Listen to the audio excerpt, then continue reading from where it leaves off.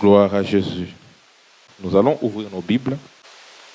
Nous allons lire dans le livre de 1 Jean 5, versets 11 à 13.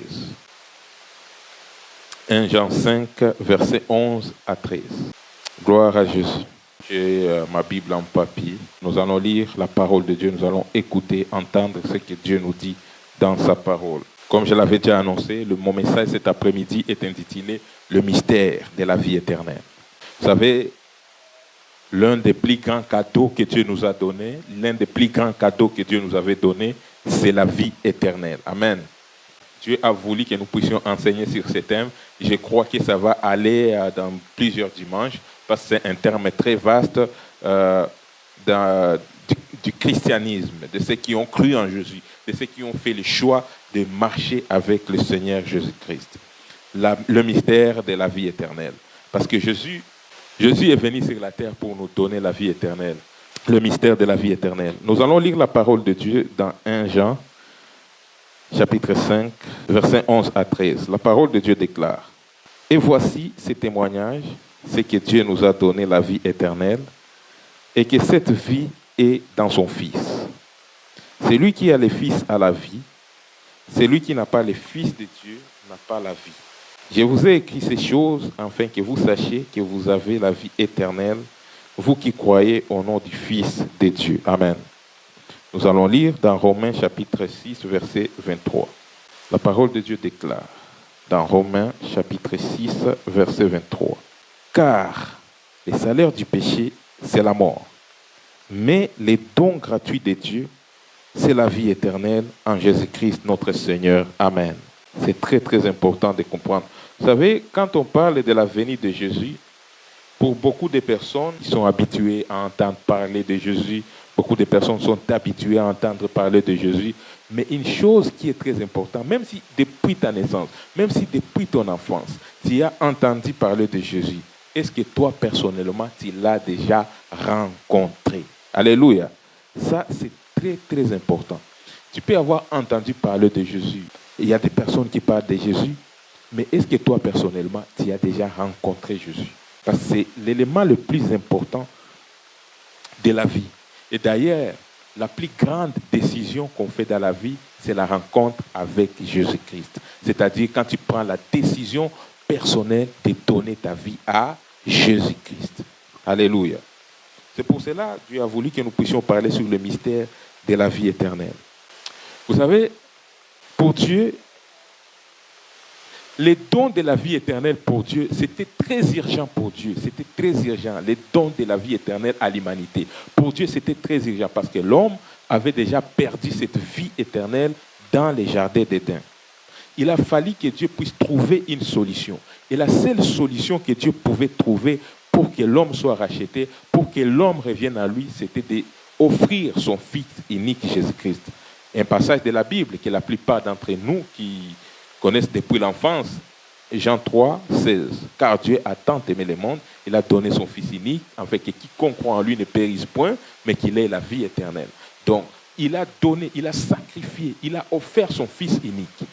Pourquoi Dieu avait offert son Fils unique? Là, quand je lisais la Bible ce matin, ça a ouvert encore mes yeux. Dieu avait offert son Fils unique parce que son Fils unique avait la divinité. Son Fils unique avait la vie éternelle en lui. Alors, il a fallu qu'il puisse offrir son Fils qui a la vie éternelle pour que ceux qui vont croire en lui puissent avoir la vie éternelle. C'est la raison pour laquelle, même si on a amené Jésus à la mort, à la croix, même si on l'a bâti, on l'a crucifié à la croix et il est mort, il est décédé, mais étant donné qu'il incarne la vie éternelle, il est ressuscité. Alléluia. Et aujourd'hui, Jésus est vivant. Et en lui, nous avons la vie éternelle. C'est très important. Il faut toujours avoir les regards sur Christ, la révélation de Christ. Est-ce que tu sais qui est Jésus? Est-ce que tu sais ce qu'il a fait pour toi personnellement?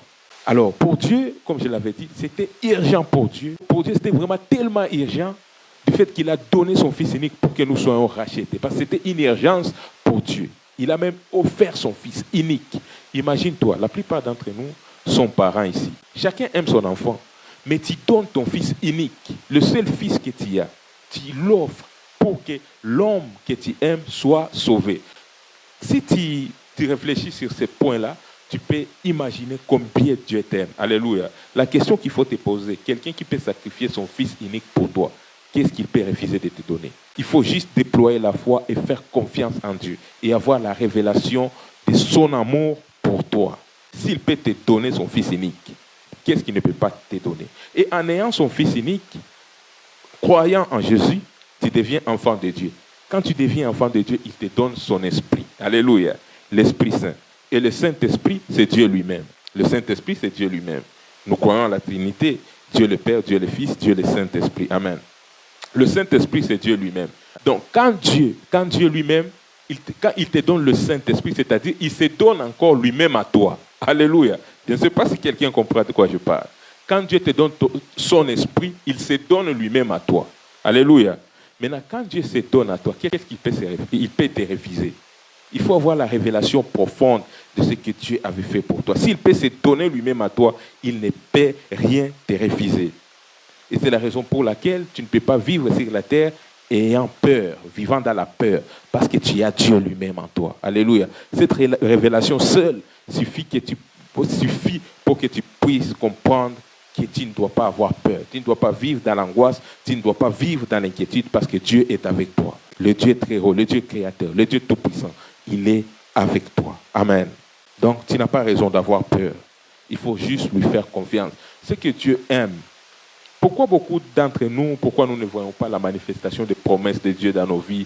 Souvent, nous sommes croyants et puis nous traversons des moments difficiles. Soit, il y a deux choses. Soit Dieu veut t'enseigner quelque chose, il te fait passer par un moment difficile pour te montrer sa grandeur parce qu'il va te faire sortir de cette situation-là. Ou alors, soit tu te dis toi-même que tu crois en Dieu, mais tu n'as pas vraiment confiance en ce Dieu-là en qui tu as cru. Donc, il y a deux choses. Donc, soit c'est Dieu qui a permis une situation compliquée dans ta vie, soit tu n'as pas réellement confiance en Dieu. Parce qu'on peut se dire qu'on a confiance en Dieu, mais au profond de nous, est-ce que vraiment on a confiance en Dieu? Mais aujourd'hui, Dieu a voulu que nous puissions encore avoir la profondeur de ce qu'il a, la révélation profonde de ce qu'il avait fait pour nous, en nous donnant son Fils unique, en nous donnant son esprit qui est lui-même.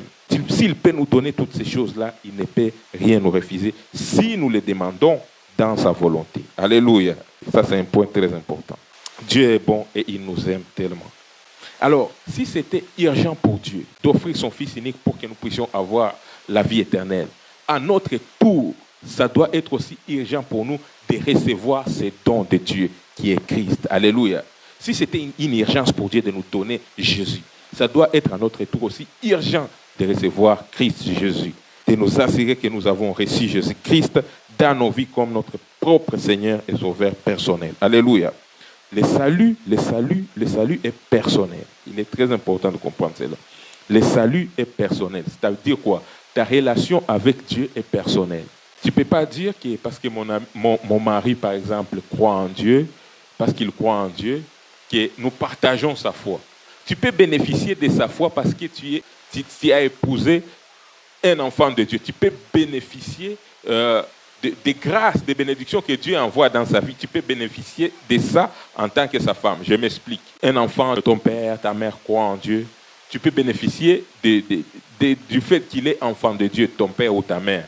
Mais le fait qu'il est enfant de Dieu, le fait que ton père en crie en Dieu, ne fait pas de toi aussi enfant de Dieu. Il faut que toi aussi tu puisses donner personnellement ta vie à Jésus-Christ. Mais tu peux bénéficier de ces grâces. Si Dieu a béni ton père, si tu es son enfant, tu vas bénéficier. Si ta mère a reçu quelque chose de Dieu, si ta mère a reçu certaines bénédictions de Dieu, tu peux en bénéficier parce que tu es son enfant. Mais pour les salis, pour que tu puisses aussi devenir enfant de Dieu, tu dois prendre cette décision personnellement. Pourquoi il est très important de donner sa vie à Jésus? Parce que la vie sur cette terre est passagère. Nous tous, nous sommes passagers sur la terre. Si tu regardes ta vie hier, il y a 5 ans, on était en 2019. Les années passent vite. Bientôt, ça sera encore 5 ans, on sera en 2029. Les années vont courir. Et puis, tu vas te retrouver, tu es sur la terre, mais tu commences à vieillir. Quand tu commences à vieillir, là, tu commences à aller au soir de ta vie. C'est-à-dire, tu commences à aller à la fin de ta vie. Et après, ça sera la mort. Mais après la mort, la vie continue. Il y a la vie éternelle. C'est très important. Et là, ton mari ne sera pas là, ta femme ne sera pas là, tes enfants ne seront pas là, Ton père ou ta mère ne sera pas là, tu seras tout seul. Maintenant, la seule personne qui peut t'accompagner dans le séjour des morts, quand tu seras tout seul, c'est Jésus. Alléluia. C'est la raison pour laquelle il ne faut pas te priver d'avoir Jésus-Christ dans ta vie. C'est un élément très important. Aujourd'hui, nous courons pour beaucoup de choses, des bénédictions, mais nous devons revenir à la base et s'assurer que nous avons Christ, que nous avons Jésus-Christ dans nos vies. Il est le seul qui t'accompagnera. Vous savez, dans la vie aujourd'hui que nous sommes en train de vivre sur la terre, quand nous voyons des choses qui se passent dans ce monde, les gens sont séduits. Et ça, c'est Satan qui amène la séduction. Les gens sont distraits. Surtout, regardez ici en Occident. Moi, en tant que pasteur, j'encourage toujours aux gens de... Moi, je ne suis pas contre le travail. La Bible nous encourage de travailler, c'est très important. Mais le fait que tu travailles ne doit pas t'empêcher d'être auprès de Dieu. Alléluia. Les gens ne veulent pas venir à l'église. Chacun a des excuses. Oh, j'ai travaillé hier, je suis fatigué. Ou bien, je ne vais pas aller à l'église, je vais me reposer parce que demain, je vais travailler. Mais vous savez, la marche avec Dieu, c'est une marche de sacrifice. Les sacrifices que tu fais, c'est-à-dire là où les autres se reposent, toi, tu passes dans les froids pour venir à l'église. Tu as fait un sacrifice, alléluia. Et ce sacrifice-là, Dieu l'a vu. Dieu voit que tu t'es privé de certaines choses pour venir dans ma présence. Dieu ne peut pas avoir un même regard entre toi et quelqu'un qui devait être aussi dans la présence de Dieu, mais qui a fait le choix de dormir. C'est la raison pour laquelle je disais le salut est personnel. Il ne faut pas voir parce que ton ami fait ceci ou telle personne fait ceci, moi aussi je vais faire ça. Non, il faut t'assurer de ton salut. Bien que nous devons prier pour les autres, que Dieu puisse les toucher également. Alléluia. Parce que nous devons manifester l'amour en tant qu'enfants de Dieu. Les dons, la vie éternelle a coûté quelque chose à Dieu. Pour que nous puissions avoir la vie éternelle, cette vie a coûté le Fils de Dieu. La Bible dit que nous avons été rachetés à un grand prix. Le grand prix, c'est le sang de Jésus qui a été versé à la croix. Le grand prix, c'est Jésus-Christ que Dieu nous a offert. Alléluia. La première chose que nous devons aimer dans notre vie, que nous devons chérir dans la vie, ce n'est pas notre femme, bien que c'est bien, c'est recommandé par Dieu, ce n'est pas notre mari. La chose la plus importante dans la vie, c'est de préserver, de garder ta relation avec Dieu par Jésus-Christ. Parce que la vie sur la terre, comme je l'ai dit, ça passera, ça finira. Mais Jésus-Christ seul, quand il sera dans le cercueil, quand il sera enterré, là, c'est Jésus-Christ lui-même qui sera avec toi.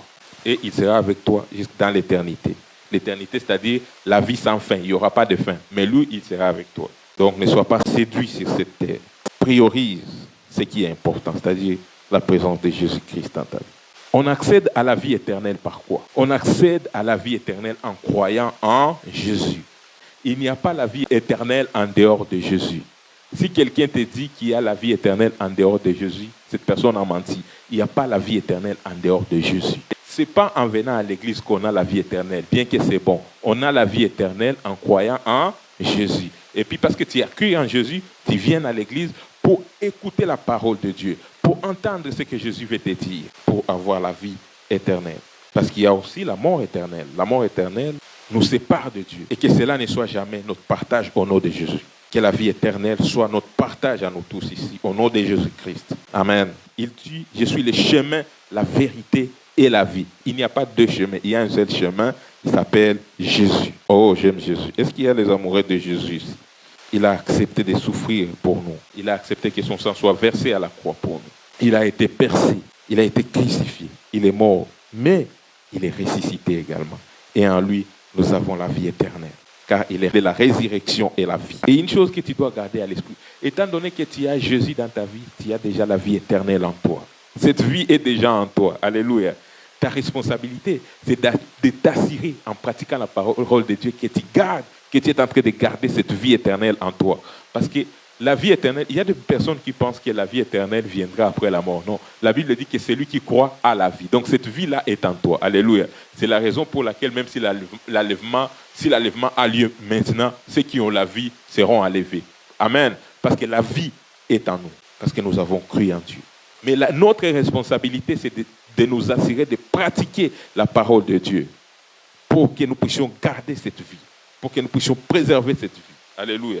C'est la raison pour laquelle que personne ne t'empêche de garder la vie éternelle que Jésus t'a donnée. Même si les gens sont méchants envers toi, même si les gens te font du mal, même s'il y a des personnes jalouses envers toi, même s'il y a des personnes qui veulent te faire du mal ou alors qui te souhaitent du mal, ne te prive pas de la vie éternelle. Garde la vie éternelle que tu as en toi. La Bible dit, n'attristez pas l'Esprit de Dieu. N'attristez pas le Saint-Esprit.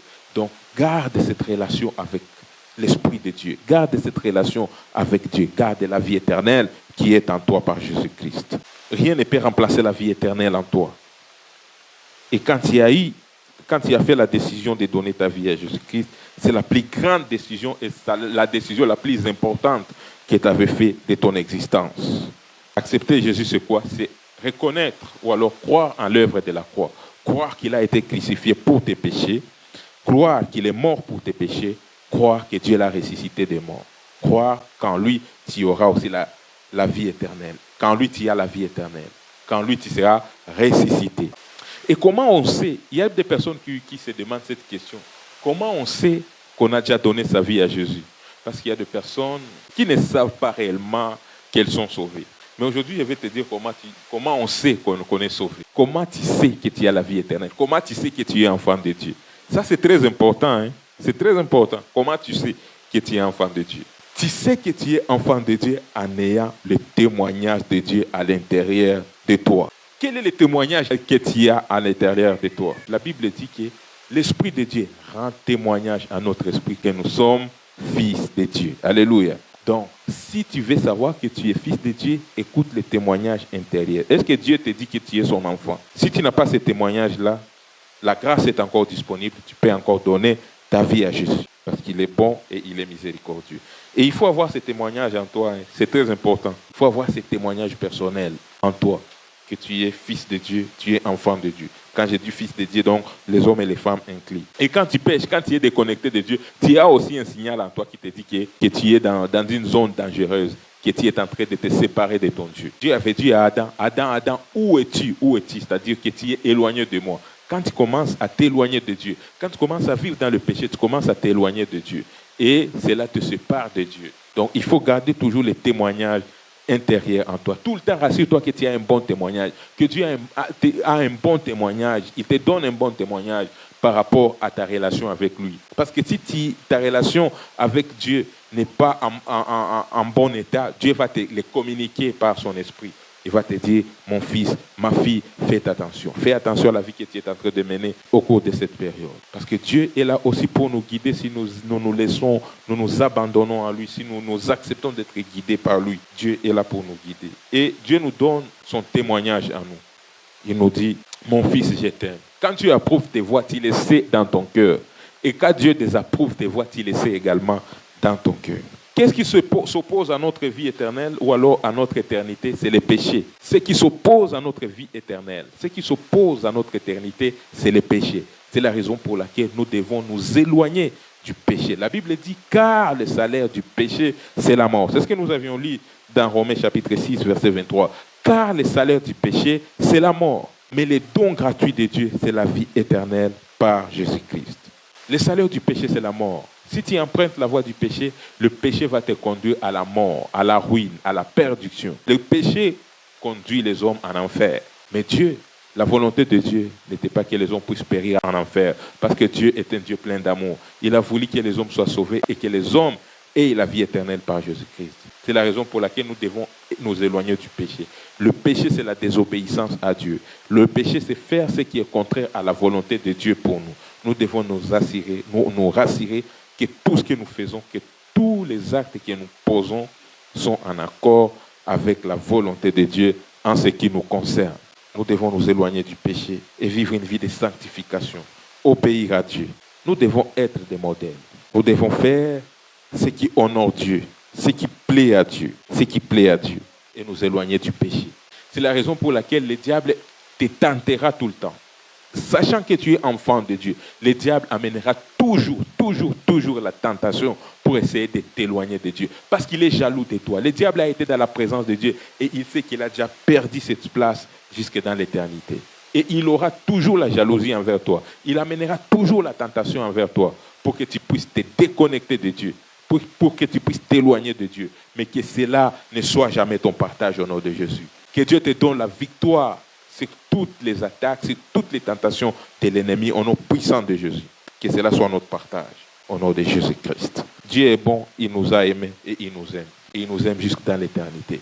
Et en tant qu'enfants de Dieu, nous devons aussi manifester l'amour. L'amour, nous devons prier pour ceux-là qui ne connaissent pas encore Dieu. Nous devons prier pour ceux-là qui ne connaissent pas encore Dieu. Nous devons aussi attirer les hommes vers les choses de Dieu, ceux qui ne connaissent pas encore Dieu. Amener les gens dans la présence de Dieu, pour que les gens puissent écouter la parole de Dieu, pour que les vies des hommes soient transformées. Nous venons à Dieu parce que nous aimons Dieu, parce que Dieu nous donne la vie éternelle. C'est la raison pour laquelle nous aimons Dieu. Nous n'aimons pas Dieu parce qu'il nous donne de l'argent, nous n'aimons pas Dieu parce qu'il nous donne des maisons et des voitures. Ce n'est pas ça la raison pour laquelle nous aimons Dieu. Nous aimons Dieu parce qu'il nous a aimés et il nous a donné la vie éternelle par Jésus-Christ. Et c'est la chose la plus importante.